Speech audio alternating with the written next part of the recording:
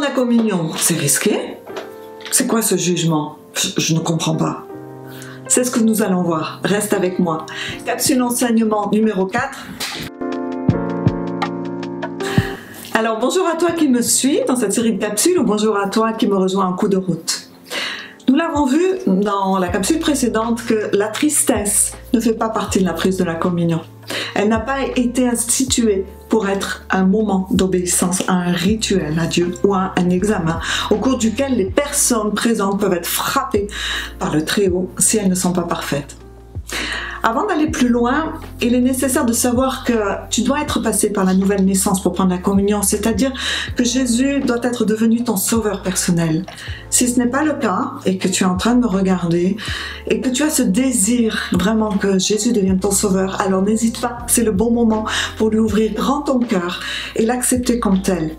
Tu pourras ensuite nous rejoindre dans le temps de prise de la communion à la fin de cette capsule. Maintenant, rentrons tout de suite dans le vif du sujet et essayons de comprendre le passage où Paul écrit à l'église de Corinthe. Il faut savoir qu'il a eu un temps de formation particulier dans les lieux désertiques d'Arabie, en face à face avec le Seigneur Jésus, qui lui a enseigné lui-même concernant notamment ce temps sacré de relation et d'intimité avec lui. Dans ce passage, donc dans Corinthiens, on y retrouve des termes comme boire indignement la coupe, sera coupable envers le corps et le sang du Seigneur, sans discernement je mange et je bois un jugement contre moi-même, etc. Ce texte intimide, c'est vrai, ça peut menacer d'une certaine façon et me faire penser que je ne peux pas m'approcher de la table du Seigneur si quelque chose dans ma vie cloche. En gros, si tout n'est pas réglé en moi.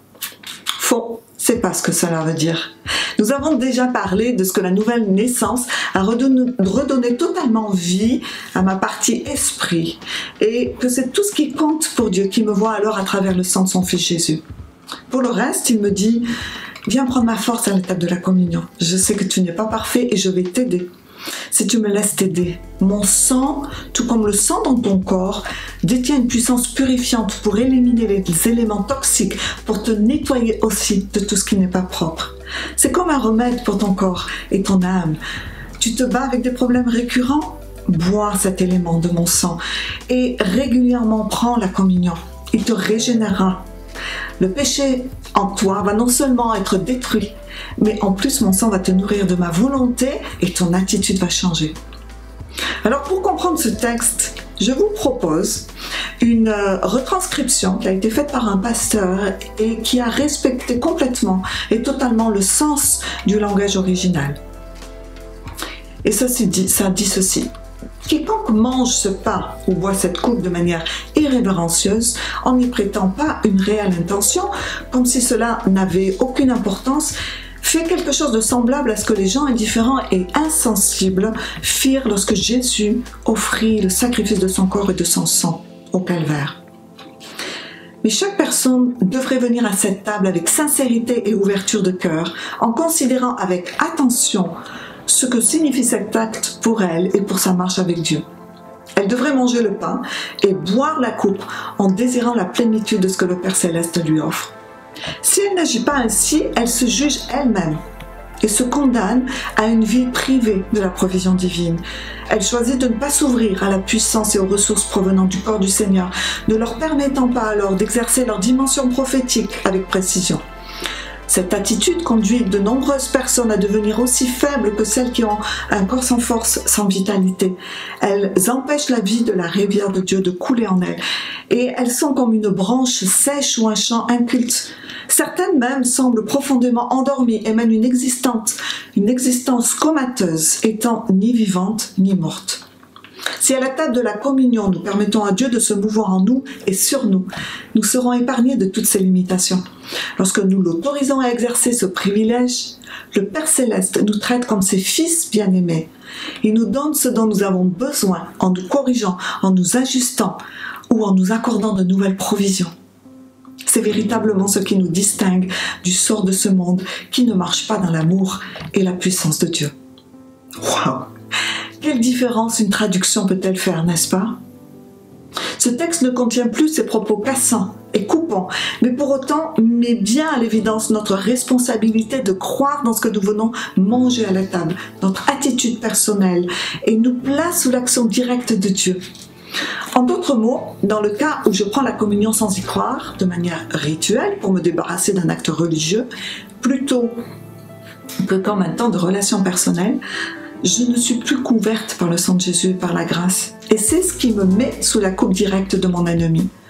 Dieu sait exactement qui je suis, ce dont j'ai besoin, les domaines où j'ai besoin de grandir et le chemin qui est encore devant moi. La table du Seigneur est donc conçue et devrait être un temps pour se recharger, se réapprovisionner et se préparer pour les tâches à venir. Malheureusement, je pense que la mauvaise interprétation de passages comme celui-ci a donné lieu à deux raisons qui ont conduit l'Église à ne pas entrer pleinement dans son héritage. Et c'est la tristesse, traditionnellement associée à la communion, et également une crainte qui n'a rien de ça. C'est une crainte qui ressemble à un couperet, comme un Dieu qui va punir. Mais Dieu a compassion. Et il soupire après cette communion véritable entre toi et lui, entre moi et lui. Et il ne nous tient pas rigueur de ce que l'on n'a pas compris jusqu'à présent, mais il désire que l'on arrête de passer à côté de la signification véritable de la croix et de ce commandement. Et il est temps vraiment d'entrer dans cette période de connaissance alors que l'on traverse des turbulences et des secousses. Et il parle à nos cœurs. Est-ce que tu l'entends te parler ? Donc au-delà de ce que l'on prend pour représenter les éléments du corps de Jésus, au-delà du lieu, au-delà du moment, au-delà de l'importance de la prendre en communauté ou seul, mon attitude est l'élément vital et central dans cet acte. Est-ce que je comprends ce que je fais? Est-ce que tu comprends le sens de la signification? La mort de Jésus sur la croix et sa résurrection est centrale au christianisme. Et la familiarité n'a pas sa place dans cette prise de la communion. Donc, avant de prendre ce repas très sérieux, je dois examiner et voir où en est mon esprit, mon état d'esprit, et me recentrer. C'est là où toute la gravité de ce temps se place. Le jugement ne vient pas de Dieu, mais mon attitude de cœur m'entraîne à placer et à me placer moi-même sous ce jugement. Dieu a choisi de nous engager à prendre part à son action. C'est une décision qu'il nous a laissée. J'accepte sa façon de faire, d'agir spirituel ou pas, c'est mon choix. Et Dieu le respecte, car il nous a donné la volonté et le libre arbitre en cadeau. Tu te rappelles? Alors, prendre le temps de me poser la question de mon état d'esprit, de l'attitude du moment, là, dans lequel je me trouve, est important, avant de m'approcher de cette table. Je crois qu'au-delà de l'important, c'est même vital pour moi, comme on l'a vu dans cette retranscription de ce passage. Alors attention, je ne suis pas en train de dire qu'il ne faut pas la prendre si je me rends compte que je ne suis pas présente ce jour-là, ou parce que je me rends compte que mes pensées sont à droite et à gauche. Surtout pas, ce n'est pas ce que je dis. Je veux dire que il est nécessaire de prendre le temps de réaliser cela et de me permettre de changer tout de suite d'attitude, me reprendre et venir comme ça avec un cœur entier. Et non de se priver. Ce serait passer à côté de ce temps avec Jésus et de toute la signification que nous voyons au cours de toutes ces capsules. En fait, tu le sais bien, l'être humain prend comme acquis très rapidement certaines choses, car la vie prend le dessus et on s'habitue. Et nos pensées sont alors pleines, sont saturées d'informations. On fait souvent les choses par automatisme, sans être vraiment présent dans ce que l'on fait. Même parfois, ça nous arrive en conduisant. Et Jésus veut que l'on soit vraiment là, vraiment présent avec lui. Car il veut non seulement cette relation d'intimité, mais aussi parce qu'il nous aime tellement, qu'il ne veut pas que l'on manque ce temps de célébration face à notre ennemi. Est-ce que tu comprends maintenant qu'il n'y a pas de jugement de la part de Jésus qui te connaît très bien? Il t'aime tellement qu'il te met en garde simplement afin que tu ne te places pas sous l'action de l'ennemi. Alors entre toi et moi, je trouve assez dérangeant, et je ne sais pas toi, de venir rencontrer quelqu'un, lui parler, lui ouvrir mon cœur ou de répondre simplement à une de ses questions personnelles pour réaliser en fait que la personne n'est pas vraiment là. Elle ne m'écoute pas. Ses pensées sont distraites, sont ailleurs, se sont focalisées sur autre chose. J'avoue que ça m'agace. et que j'ai envie d'hurler quand je réalise ça. Parce que ça me touche vraiment. Je suis en train de lui partager quelque chose de personnel et elle n'est pas présente. C'est comme si la personne me manquait de respect quelque part. Alors que je suis en train de partager quelque chose de personnel. Comme si elle se moquait, comme si elle avait autre chose de plus important à faire. Et souvent, ça arrive, cette personne me dit « Mais si, je suis là, si, je suis là avec toi, mais si, je t'écoute !» C'est qu'il y a encore plus tendance à m'agacer, car tout son langage corporel me dit le contraire, et elle ne s'en rend même pas compte. C'est pas qu'elle n'a pas voulu être présente dans la discussion, mais inconsciemment, ses pensées sont parties ailleurs. Et c'est ce qui parfois se passe dans la communion.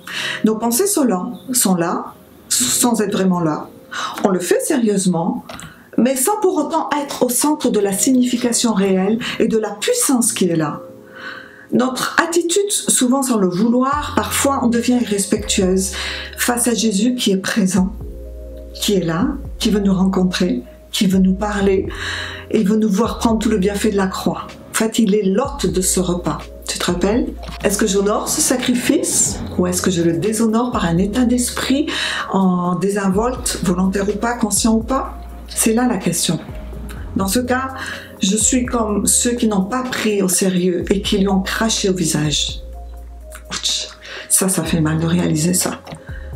Et je sens souvent Jésus triste de cette attitude désinvolte. C'est comme s'il nous disait « Tu n'as pas pris ce que j'avais préparé pour toi à cette table. Tu as laissé là ta guérison, tu as laissé là la solution que j'avais pour toi, le soin dont tu avais besoin ou dont un membre de ta famille avait besoin. Tu m'as à peine regardé alors que je voulais te partager ma paix et ma joie et tu repars en levant le poing contre moi en pensant que je ne réponds pas, que je préfère telle ou telle personne, que je me moque de toi. Mais ce n'est pas vrai. Ce n'est pas vrai, je t'aime. Et ce repas si simple est la preuve de mon amour. Je ne t'ai pas laissé seule dans ce monde, mais par mon esprit, tu peux prendre tout ce dont tu as besoin et ne pas le laisser à cette table-là. C'est ta décision. Est-ce que tu veux faire partie de la foule qui s'est moquée, n'a pas compris ce sacrifice que j'ai accompli pour l'humanité? Car en agissant ainsi, c'est ce que tu fais. Où est ton cœur? Sur quoi sont placés tes yeux?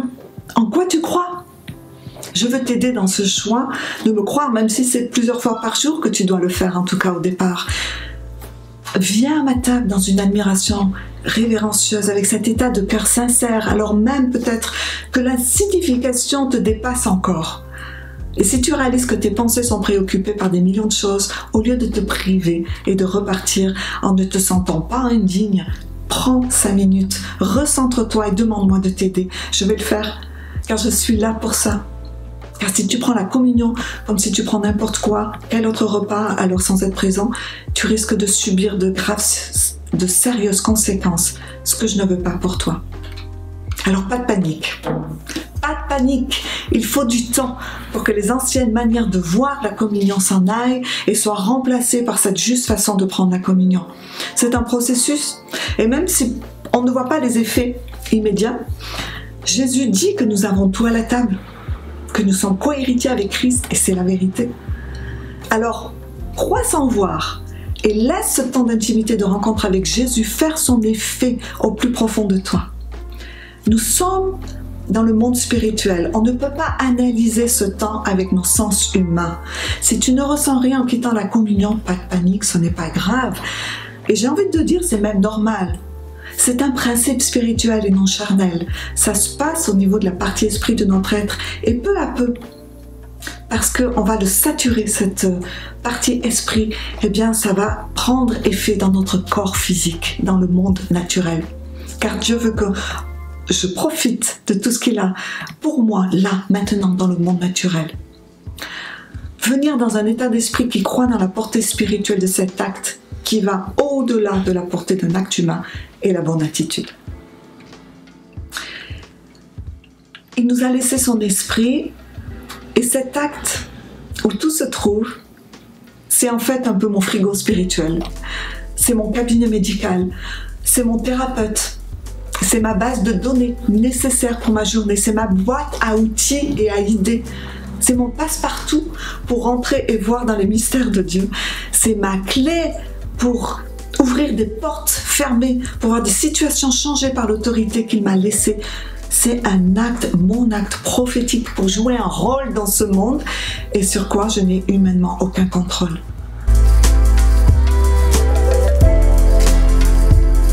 Alors tu peux mettre sur pause à chaque fin de phrase que je vais dire maintenant pour ensuite le répéter. Je ne sais pas grand-chose, Seigneur, je suis faible, pas forcément sans compromis avec toi et je t'en demande pardon. Je sais que tu m'aimes tel que je suis et que tu veux et peux m'aider. Je viens à toi, Seigneur, et je ne viens pas juste récupérer les bénédictions que tu as dans tes mains pour moi, mais je viens tout d'abord te rencontrer. Je viens à la table de la communion en te demandant pardon pour toutes ces fois où je suis venue par habitude, très humainement, sans comprendre la puissance et la provision, et la protection, la connexion qui s'y est attachée. Je viens en croyant que ta puissance est sans limite pour moi aujourd'hui. Je veux vivre comme un chrétien victorieux, utilisant tout ce que tu m'as laissé pour que je vive dans la victoire et non dans la défaite, car c'est à cette vie-là que tu m'as appelé. Je prends ce morceau de pain et je crois dans l'ouverture de mes yeux spirituels et de mes 5 sens spirituels pour que j'avance sur le versant spirituel et que je n'essaie plus de comprendre avec mon humanité. Je mange tout ce qu'il y a dans ton corps, ta santé, ta restauration, ton équilibre dans mon corps, ta vie en abondance et tout ce dont j'ai besoin pour ma journée et tout ce que j'ai à accomplir. L'intelligence pour gérer mon emploi du temps et ensuite tu peux nommer tout ce que tu as besoin pour ta journée. Je crois que je reçois tout ça en mangeant ce bout de pain qui vient rencontrer mes besoins. Et puis tu peux prendre ensuite un temps pour adorer le Seigneur et l'écouter. Il a toujours quelque chose à te dire. Tu peux prendre des éléments maintenant et sois béni.